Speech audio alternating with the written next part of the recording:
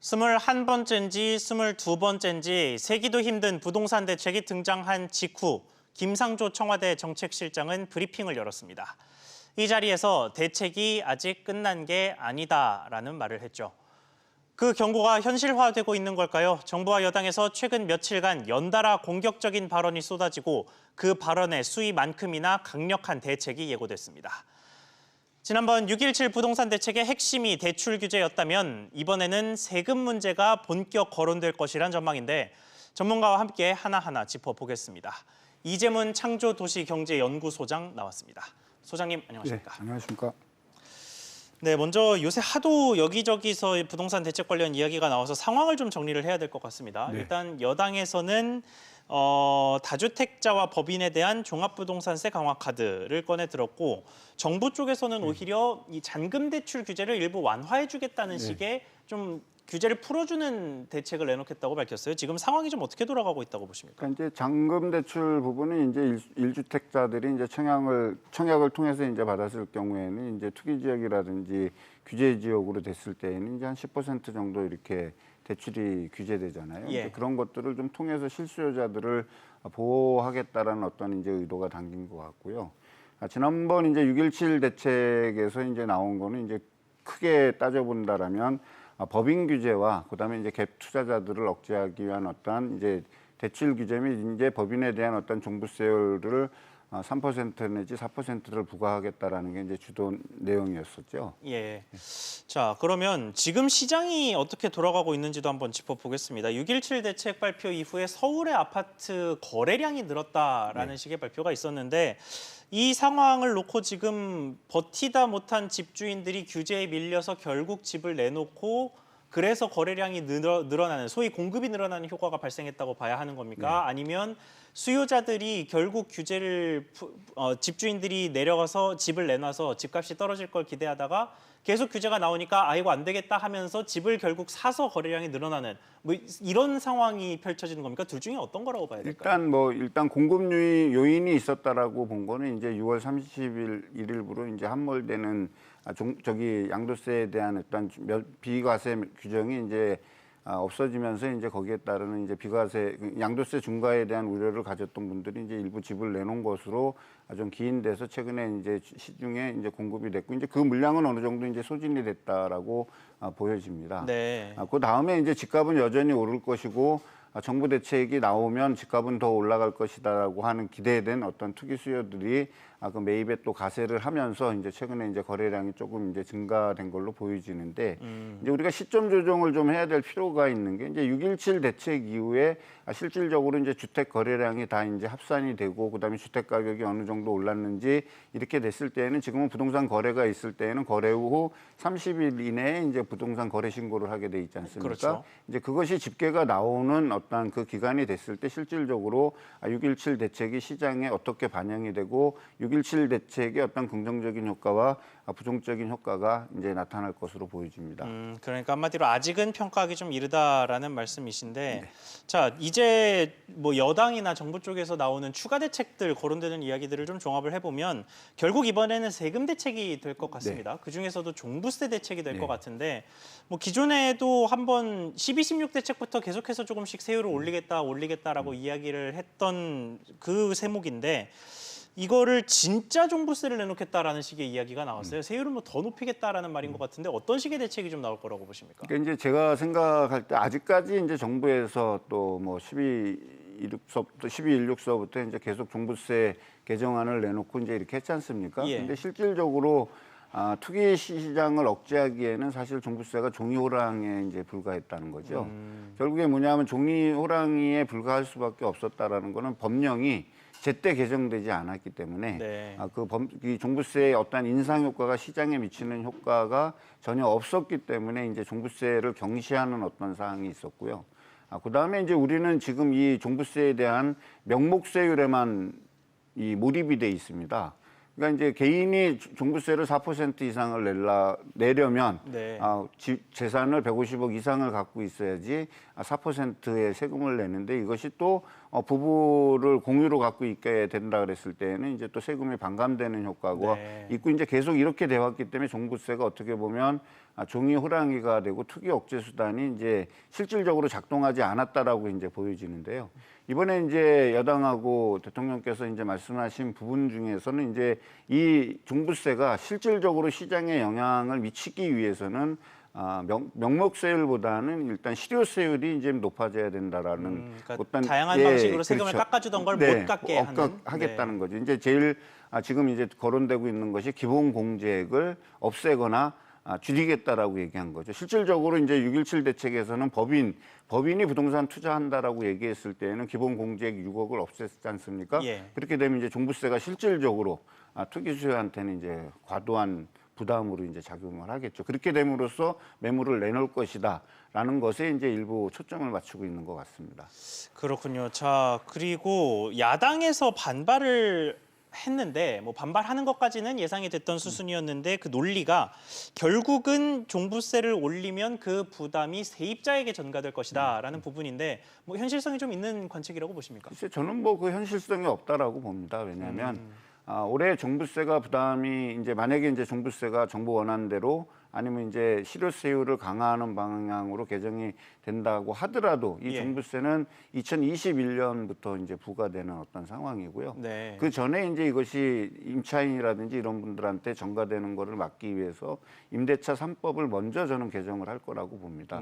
결국에 뭐냐 하면 다주택자들이 조세 전가를 하기 위한 어떤 꼼수를 부릴 수 있는 그 원천만 차단된다라고 얘기하면 지금 이제 많은 임차인들이 이제 우려하는 그런 상황은 벌어지지 않을 거라고 생각을 합니다. 우리가 과거에 또 이제 상가임대차 보호법을 이제 도입했을 당시에도 예. 이런 부분들이 상당히 전가가 돼가지고서 임대료가 끝없이 올라가고 이제 이렇게 돼서 결국에는 상인들이 어떤 공멸하는 어떤 구조로 갈 거라고 많은 분들이 얘기했지만 실질적으로 그런 현상은 그렇죠. 이루어지지 않았지 않습니까? 네.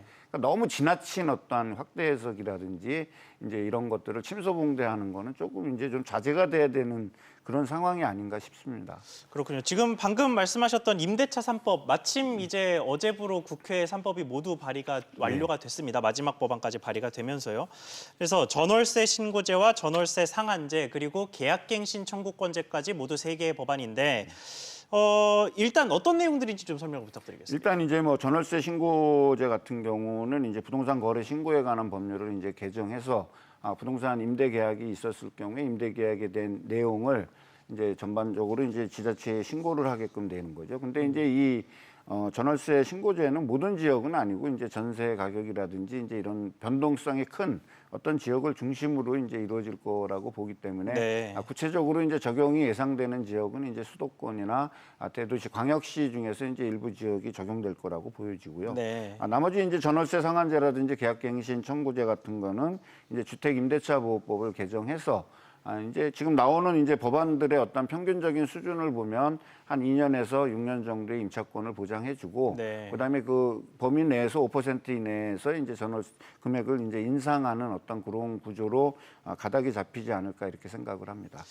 그렇군요. 자, 그런데 관련해서 우려의 목소리가 일각에서 제기되기도 하더라고요. 이게 한번 세입자를 들이면 뭐 법안 중에 갱신권을 무제한으로 주는 뭐 소위 독일식 모델을 좀 네. 차용한 것 같은데 뭐 그런 식의 법안이 있다거나 그래서 뭐 집주인들이 이제 전세를 안 주고 월세로 돌리거나 뭐 세입자들도 결국은 너무 지나치게 오르고 씨가 마른 전세를 가지고 경쟁을 하느라 뭐 전세값이 오를 것이다 뭐 이런 식의 전망들이 좀 나오고 있던데 어떻게 될 거라고 보십니까? 그러니까 일단 이제 뭐 우리가 독일식 방식하고는 약간 좀 틀린 것 같고요. 또 현실적으로 좀 받아들이기가 어려운 게 독일은 이제 임차인이 나가기를 거부하게 되면 집주인이 쫓아낼 방법은 재판을 통해서 하는 방법밖에 없지 않습니까? 예. 그리고 인상률은 이제 5%로 제한돼 있기 때문에 인상률은 뭐 거의 뭐 국제적인 공통 수준이라고 보여지는데 이제 우리는 거기까지 가기는 조금 너무 좀 어려운 상황이 있고요.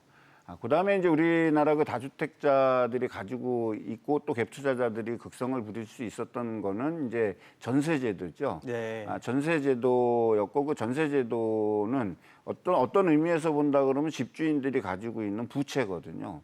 그 부채가 이제 한 600조 이상으로 지금 추정되고 있는데 그렇게 이제 전세금을 이용해서 투자한 갭 투자자들이 어떤 이런 것들이 합법화가 저기 시행이 된다 하더라도 이거를 일순간에 전세입자에게 전가를 시켜서 이 전세입자들이 결국에 견디지 못하고 월세로 돌아서거나 반전세로 돌아가는 어떤 상황이 있다라면 갭 투자자들 입장에서는 그만큼의 차액을 상환을 해줘야 되겠죠. 그렇죠. 월세로 돌아가게 되면 집 투자의 대부분의 돈을 돌려줘야 되는 어떤 그런 문제가 있기 때문에 실질적으로 이 법이 시행이 돼서 된다고 하더라도 그런 전가를 시키거나 전세금이 급도로 상승하거나 이런 부분은 좀 어려워질 것 같고요. 또 기대 천천히는 일어날 그렇죠. 수도 있겠네요. 천천히는 일어날 수 있겠죠. 네. 그다음에 이제 기대 투기 세력이 이제 우리가 항상 논란이 되는 거는 내가 가지고 있는 소득보다 기대이익이 훨씬 크기 때문에 그렇지 않습니까? 네. 근데 이제 종부세가 강화되고 그다음에 이 3법이 시행되면서 시장이 안정화가 된다면 그 기대 수익을 얻을 수 없기 때문에 결국에는 집을 시장에 내놓을 수밖에 없는 구조로 가서 이것도 중장기적인 시각으로 놓고 봤을 때에는 시장에 주택이 공급되는 요인으로 저는 작용할 거라고 보고 있습니다. 네, 알겠습니다. 자, 전반적으로 지금 정부가 내놓겠다고 이야기하는 대책들을 짚어봤을 때, 뭐 그 외에도 사실 뭐 임대 등록자들에 네. 대한 뭐 혜택을 좀 회수한다 뭐 이런 식의 내용들도 꽤 많이 포함이 돼 있는데 이렇게 여러 가지 대책을 내놓고 있는데도 여론이 좀 싸늘한 것 같습니다. 그래서 여론조사 결과가 하나 있는데 6.17 대책 후속 조치에 대해서 국민 절반이 효과가 없을 거다라는 식의 전망을 내놨단 말이죠. 이게 정책에 대한 신뢰가 좀 떨어진다라고 봐야 되는 걸까요? 이제 지친 거죠. 그러니까 이제 부동산 가격이 많이 올라가면 필요 현상이 생기듯이 이제 정책의 필요 현상이 생기지 않았나 싶고 아마 이것도 너나 할 것 없이 인식을 좀 하고 있을 것 같아요. 네. 좀 우리가 과거를 좀 돌이켜 볼 필요가 있는데요. 노무현 정부에서 부동산 정책이 17번 발표됐는데 결국에 부동산 가격을 잡지 못했잖아요. 그랬죠. 오히려 그 뒤에 떨어졌죠. 그 이후에 이제 이명박 정부가 들어오면서 부동산 경기가 이제 하락하기 시작했는데 그 예. 이후에 부동산 경기를 부양하기 위해서 이명박 정부와 박근혜 정부에서 부동산 완화책을 핀 정책이 이명박 박근혜 정부에서 나온 정책이 30회입니다. 30회 중에 29번은 경기 부양책이었고 한 번이 이제 11.3 대책이었죠. 2016년. 네. 이때 이제 조정 대상 지역이 나오면서 이제 규제로 돌아섰기 때문에 완화책 29번, 그다음에 규제책 한 번 해서 이명박 정부 이후에 이제 들어서 문재인 정부에서 이번에 이제 21번째 대책이 나왔고 이 22번째 대책은 상당히 많은 분들이 지금 이제 어떤 식의 강도로 나올까 지금 귀추가 주목돼 있잖아요. 네. 그런 사이에 사실 국민들은 이제 많이 지쳤고 그리고 이제 현금을 가지고 있거나 이런 분들은 이 기회를 이용해서 충분히 투자해서 투자 이익을 실현하면서 상대적인 박탈감을 이제 많이 가진 어떤 그런 표시가 아닌가 저는 그렇게 생각을 합니다. 그렇군요. 자, 그런데 이런 가운데 얘기되는 세금과 관련된 그 정책 거론되는 것 중에 양도세가 또 더 올라간다라는 식의 이야기도 좀 있더라고요. 그래서 과거에 저희가 그 부동산 종부세 관련 이야기를 한창 할 때를 생각을 해보면 이게 거래세는 낮추고 보유세를 높여서 가지고 있는 걸 부담스럽게 하고 내놓는 거를 쉽게 하도록 해서 부동산 시장에 주택이 많이 공급되게끔 해야 한다라는 논리가 꽤나 힘을 얻었었고 문재인 대통령도 비슷한 취지의 발언을 한 적이 있었습니다. 그런데 지금 이제 와서는 두 가지 세금 모두 올라가는 방식이 되거든요. 그래서 관련해서 세금 대책을 짠다면 어떤 방식으로 짜는 게 좀 좋다고 물론 생각하시는지 이제 여쭙고 지금 이제 우리가 논란이 되는 거는 이제 보유세와 어떤 거래세잖아요. 예. 그러니까 거래세는 낮추고 보유세는 높이는 상황이 된다라는 얘기는 보유세가 실질적으로 투기 세력한테 영향을 미칠 수 있을 정도의 어떠한 세율 인상이라든지 실효세율이 이제 됐어야 되는데 실질적으로 요란만 했지. 그리고 그 종부세 폭탄이라는 프레임에 갇혀서 국회에서도 적극적으로 어떤 입법을 서둘러 주지 않았기 때문에 진짜 소리는 요란했는데 전혀 종이 호랑이가 돼 있는 상황이었죠. 네. 이럴 경우에 시장에서 종부세보다도 더 강한 효과를 발휘하는 거는 거래세입니다. 거래세고 그래서 이 거래세를 낮춰주고 싶어도 현실적으로 거래세를 낮추게 된다 그러면 물론 많은 물량을 내놓겠지만 물량을 내놓는 게 아니라 오히려 더 주택을 사려고 하는 욕구들이 더 강할 수 있기 때문에 네. 어쩔 수 없는 상황에서 이제 두 가지 세를 전부 이제 올리는 그런 부분이 있죠. 아니면 이것이 이제 최근에 논란도 되고 있지만 취득세 도입 단계에서부터 규제를 좀 해야 된다라는 어떤 논리가 또 힘을 받는 것 같아요. 그러니까 예. 영국 같은 경우는 이 취득세를 다주택자인 경우에는 15%까지 부과를 합니다. 근데 이제 우리는 취득세 부분이 상당히 이제 감면되는 어떤 그런 부분들이 있잖아요. 그래서 취득세를 강화한다 그러면 양도세를 낮춰줄 수도 있죠. 같은 이제 저기 거래세라고 하더라도 그래서 어쨌든 다 모든 거를 다 낮춰줄 수 있는 어떤 상황은 아니기 때문에 이제 그런 부분은 이제 이번에 이제 세법 추진을 하는 어떤 대책을 본다라면 이제 어느 정도 좀 익힐 수 있을 거라고 보여집니다. 네, 알겠습니다. 세법 추진되는 상황을 좀 지켜봐야겠습니다. 오늘 말씀 여기까지 듣겠습니다. 이재문 창조도시경제연구소장 모셨습니다. 소장님 오늘 말씀 감사합니다. 네, 감사합니다.